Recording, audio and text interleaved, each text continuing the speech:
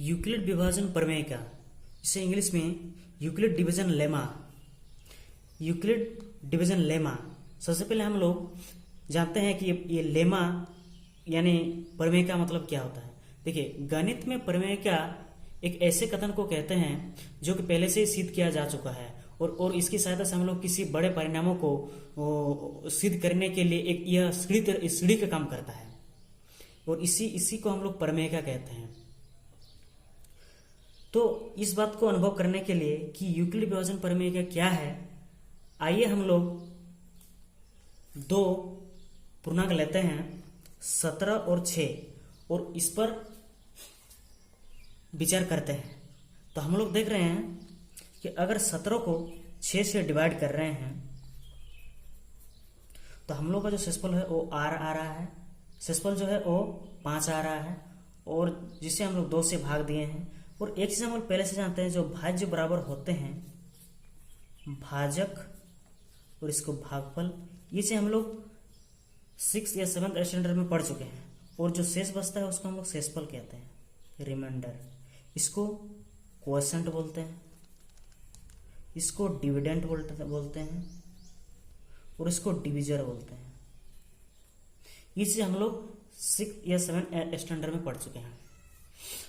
तो 17 को हम लोग कैसे लिखेंगे, जैसे हम लोग को पता है भाज्य बराबर भाजक गुना भागफल प्लस शेषफल। ये चीज हम लोग पहले पढ़ चुके हैं। तो वही चीज अगर 17 यहां भाज्य हो रहा है तो भाजक जो है वो यहाँ 6 है और भागफल जो है यहाँ 2 है और प्लस शेषफल जो है यहाँ 5 है। इसी तरह अगर हम और 2 जुग्म को लेते हैं 5 और 12, फिर हम लोग 12 से 5 को डिवाइड करते हैं तो 5 0 0 शेषफल 5। यानी इसको भी अगर इस फॉर्म में अगर लिख रहे हैं तो 5 बराबर होगा 12 गुना 0 प्लस 5। फिर और एक को ले लेते हैं 20 गुना 4। 20 को अगर 4 से डिवाइड कर रहे हैं 4 5 20, शेषफल 0 आ रहा है। यानी 20 बराबर जो होगा 4 गुना 5 प्लस शेषफल 0। तो ये चीज हम लोग देख रहे हैं, अगर हम लोग के पास दो संख्याएं दिया हुआ है 17 और 6, तो हम लोग देख रहे हैं इसमें से और 2 को संख्या इसके अंदर है। देख रहे हैं जैसे यहाँ 2 और 5 है और यहाँ जैसे 12 और 5 में 0 और यहाँ 5 आया है।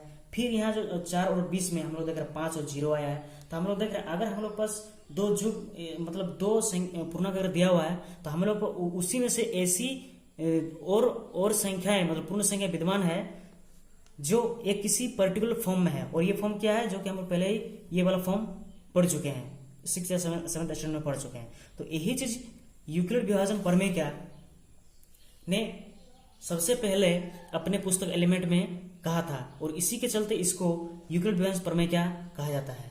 और ये इसके बदले एक ये जो हम लोग लिखे हैं 17 बराबर 6 गुना 5 इंटू प्लस, इसको एक संकेत के रूप में अगर लिखते हैं, किसी मान लीजिए अगर ये ए है और ये अगर बी है, और जैसे कि हम लोग को पता है इसको क्वोशंट बोलते हैं और रिमाइंडर जो होता है इसको हम लोग शेषफल बोलते हैं, इसे इंग्लिश में रिमाइंडर कहते हैं। तो अगर यहाँ उस रूप में अगर लिखते हैं इसको संकेत के रूप में, तो ए बराबर बी क्यू प्लस आर हो जा रहा है।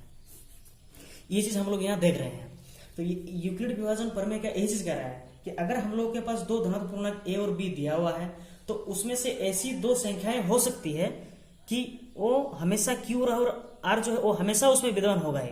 और वो किस रूप में होगा, हमेशा, या जो आर जो होगा वो हमेशा, हम लोग देख रहे हैं यहाँ आर जो है जैसे यहाँ 5 आया है, यहाँ 5 आया है, यहाँ 0 आया है, मतलब जो शेषफल है वो देख रहे हैं यहाँ जो भाजक है यानी बी, उससे हमेशा ये छोटा ही आएगा।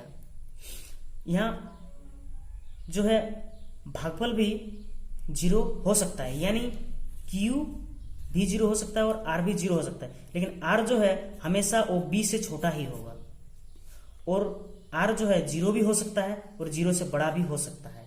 यानी अगर हम लोग देखेंगे एक चीज जो है वो R जो है 0 के बराबर या उससे बड़ा हो सकता है और हमेशा B से छोटा ही होगा। तो यही चीज यूक्लिड विभाजन प्रमेय क्या कहता है, वो कहता है कि दो धनात्मक पूर्णांक ए और बी दिए रहने पर ऐसी अद्वितीय पूर्ण संख्याएं क्यू और आर विद्यमान है कि ए बराबर बी क्यू प्लस आर, जहां आर जो है वो 0 के बराबर भी हो सकता है, ये उससे बड़ा और हमेशा बी से छोटा होगा। यही चीज यूक्लिड विभाजन प्रमेय का कहता है।